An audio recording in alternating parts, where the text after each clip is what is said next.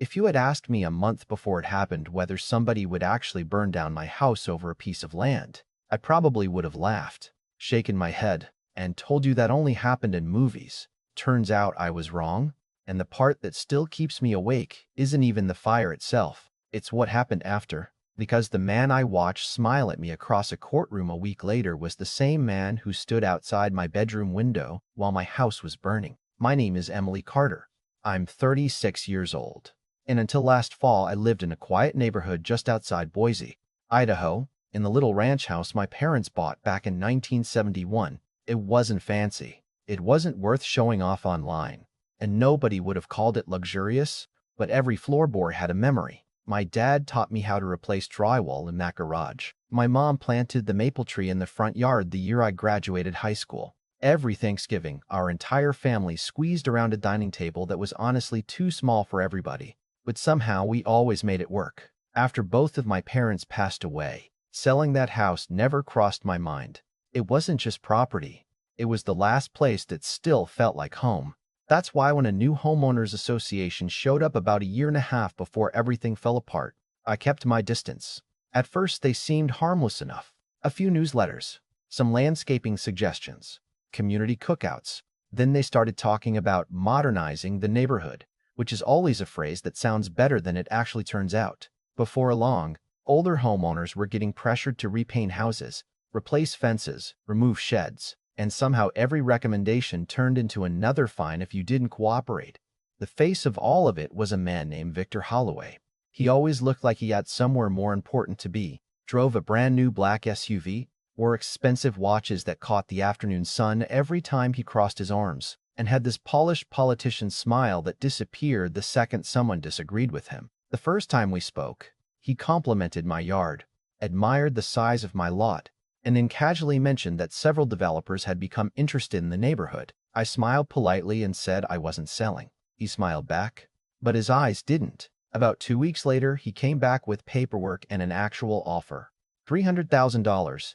It sounded like a lot until you realized comparable properties nearby had sold for nearly twice that. I slid the papers back across my kitchen table and said, "I think you knocked on the wrong door." He laughed, folded the contract, stood up, and before leaving he rested one hand on the doorframe and quietly said, "Everyone has a price, Emily. Sometimes they just don't know it yet." That sentence stayed with me far longer than I wanted it to. After that, life turned into one long series of little battles.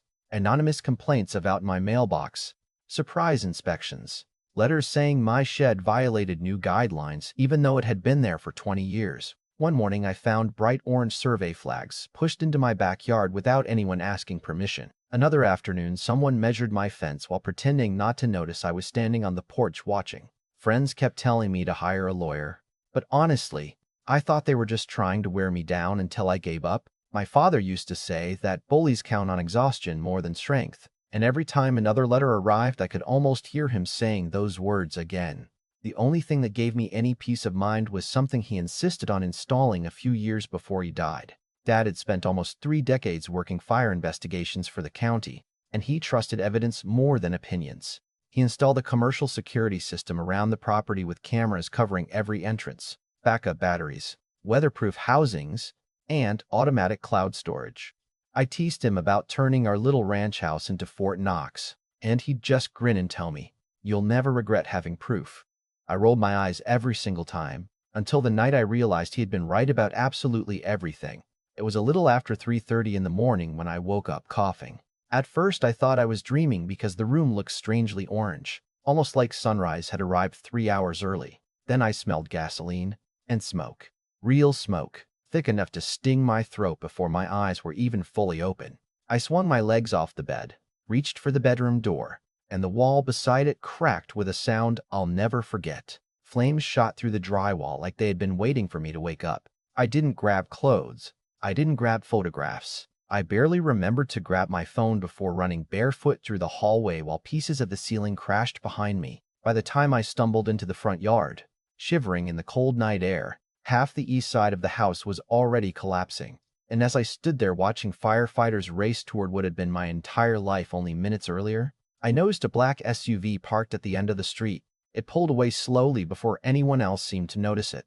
And in that moment, I had a terrible feeling this wasn't an accident at all. The firefighters did everything they could, but anyone standing there could see the truth before the sun even came up. My home was gone. By dawn, the place where my parents had spent half their lives looked like a pile of blackened lumber surrounded by yellow caution tape, and I remember standing there wrapped in a borrowed blanket thinking how strange grief feels, because part of me wanted to cry while another part was making a mental list of everything I'd have to replace. The investigators told me not to assume anything until they finished their inspection.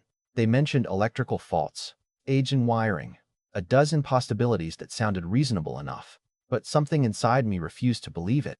My father had practically rebuilt that electrical system himself less than 10 years earlier, and he checked everything obsessively. It simply didn't make sense. Around 9 that morning, while I was answering questions from my insurance company, a silver luxury sedan pulled into the driveway. Victor Holloway stepped out carrying a bouquet of white lilies like he was attending a funeral instead of visiting the woman he'd spent months trying to pressure into selling her property. "Emily," he said softly, extending the flowers. "I'm so sorry. No one deserves this." I looked at the bouquet for a second before taking it simply because I didn't know what else to do. Then, almost unbelievably, he reached into his briefcase and handed me another envelope. "I know this is terrible timing, but situations change. If you decide rebuilding is too difficult, my partners are still interested in the lot. $175,000. We can close this week and save you months of stress." I actually laughed, not because it was funny, but because I couldn't believe another human being could be that shameless. I handed the envelope back without opening it. "You really couldn't wait one day?" I asked. He shrugged with that practiced smile. "Sometimes life forces difficult decisions." I stepped closer until we were only a few feet apart. "Get off my property." His smile disappeared. "Suit yourself," he muttered before walking back to his car. Watching him drive away, the same uneasy feeling from the night before settled into my stomach again. It wasn't proof, but it was enough to make me stop accepting coincidence as an explanation. That afternoon, I called the County Fire Investigations Office and asked for someone who had worked with my father years earlier. By pure luck, or maybe fate, Captain Daniel Brooks answered the phone himself. He had trained beside my dad for nearly 20 years, and when he heard my name, there was a long pause before he quietly said, "I'll come personally." 2 hours later, we were standing beside what remained of my garage. He didn't promise anything, didn't speculate, didn't feed my suspicions. He simply walked the property in silence, taking notes the same way my father used to. Then he asked one question. "Your dad never took those cameras down, did he?" I stared at him for a second before realizing what he meant. The security system. I hadn't even thought about it since the fire. The equipment itself was destroyed, but the recordings automatically uploaded to cloud storage every 30 seconds. My hands actually started shaking as I logged into the account from my phone. Most of the latest clips had already synchronized before the flames reached the equipment. Captain Brooks leaned over my shoulder as the footage loaded. Camera 1 showed the empty front yard. Camera 2 covered the driveway. Nothing unusual. Camera 3 faced the rear gate, and at exactly 3:18 a.m., 3 figures appeared. They weren't wearing ski masks or dark tactical gear like criminals in movies. They wore hooded sweatshirts, baseball caps, and work gloves, moving with the confidence of people who believed nobody was watching. One of them used bolt cutters on the rear gate. Another carried 2 red fuel containers. Then the third man stepped beneath the motion light for less than 2 seconds. That was all it took. Victor Holloway looked directly toward the camera before pulling his hood lower over his forehead. My stomach dropped.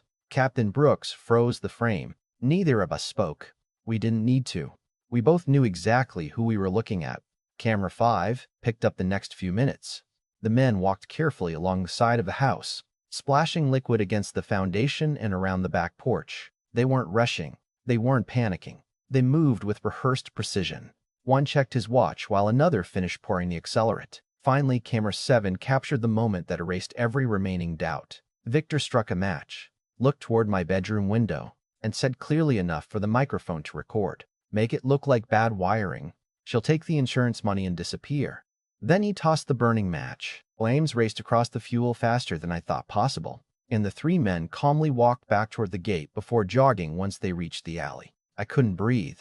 I replayed the clip 3 times because my brain refused to accept what my eyes had already confirmed. Captain Brooks immediately called the sheriff's office instead of discussing theories. Within an hour, detectives secured copies of every recording. And by that evening, the investigation officially changed from accidental fire to suspected arson.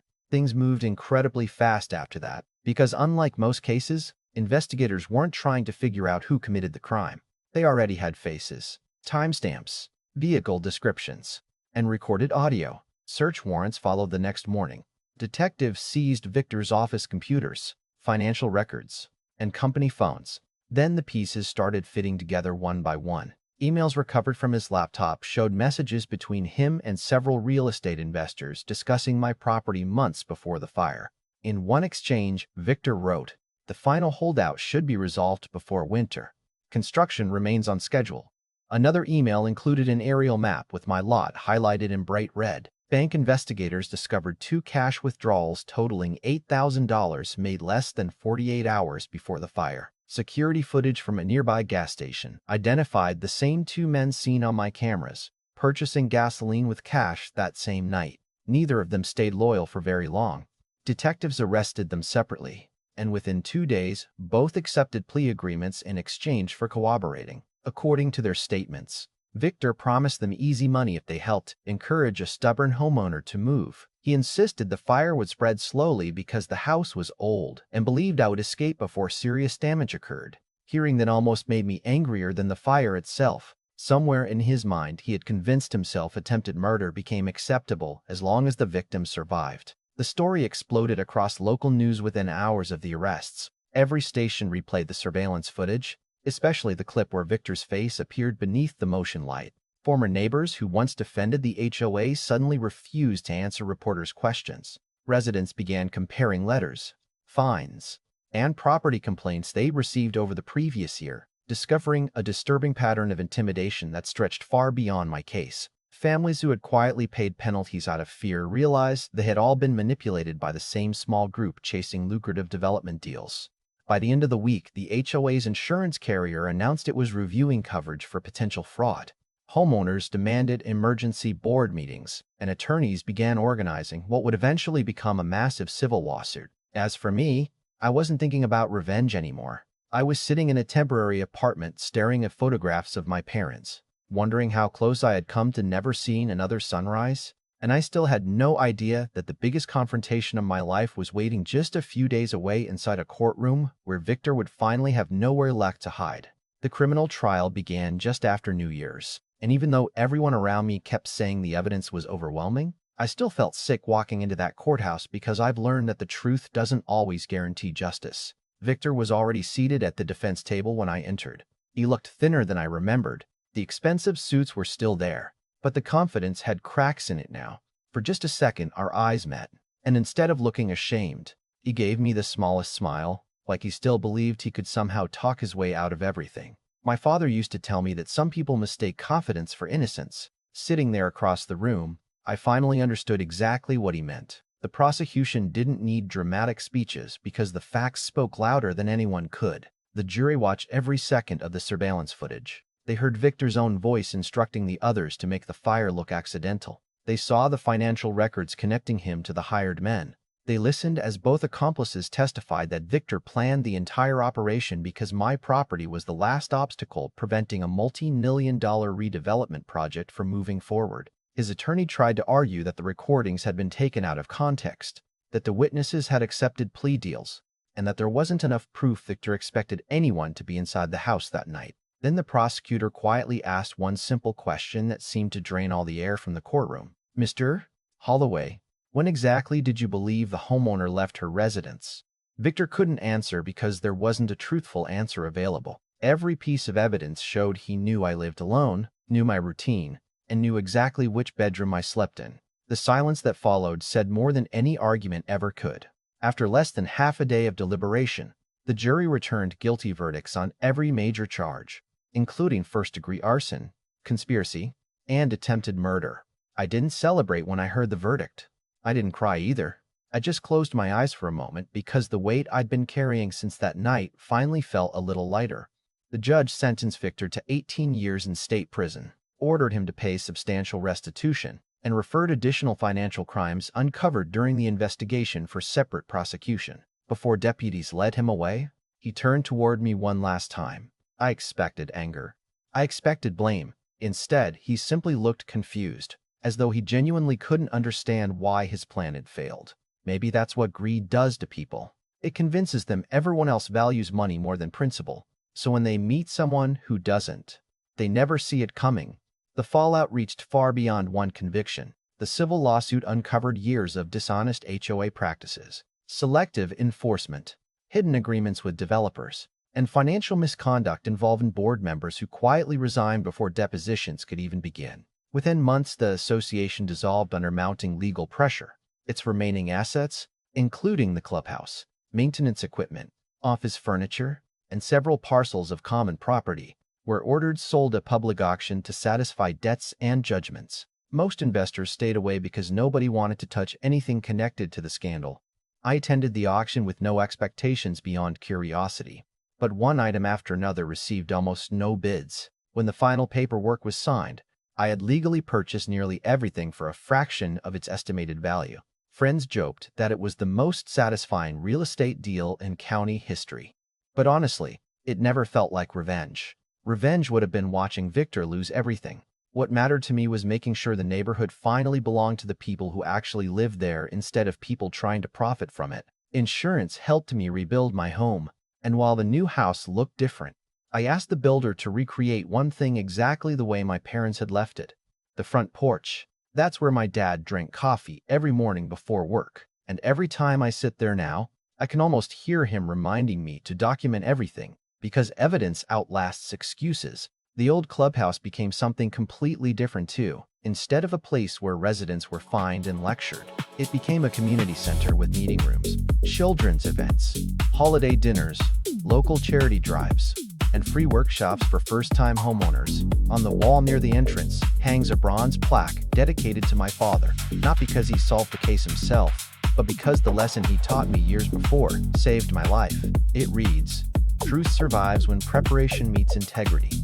Every person who walks through those doors asks about it, and I get to tell them about a man who believed ordinary people deserved the tools to protect themselves. Looking back now, I don't think the fire changed who I was. I think it revealed who I had been all along. It taught me that standing your ground sometimes comes with a price, that bullies usually depend on silence more than strength, and that communities only work when neighbors protect one another instead of exploiting one another. Even today, people still ask whether I would have sold the property if Victor had simply offered fair market value at the beginning. Maybe, maybe not. The truth is, we'll never know, because the moment he chose intimidation over respect, it stopped being a real estate negotiation and became a fight over principle. So now I want to ask you something. If you were in my position, would you have accepted the first offer and walked away? Or would you have stayed and fought, knowing how dangerous that fight might become? Let me know what you think in the comments, because stories like this always spark strong opinions. And if you believe greed should never be rewarded, justice should never depend on power, and ordinary people deserve to stand up for what's right. Don't forget to like, subscribe, and share this story with someone who still believes that the truth, no matter how long it takes, always has a way of finding the light.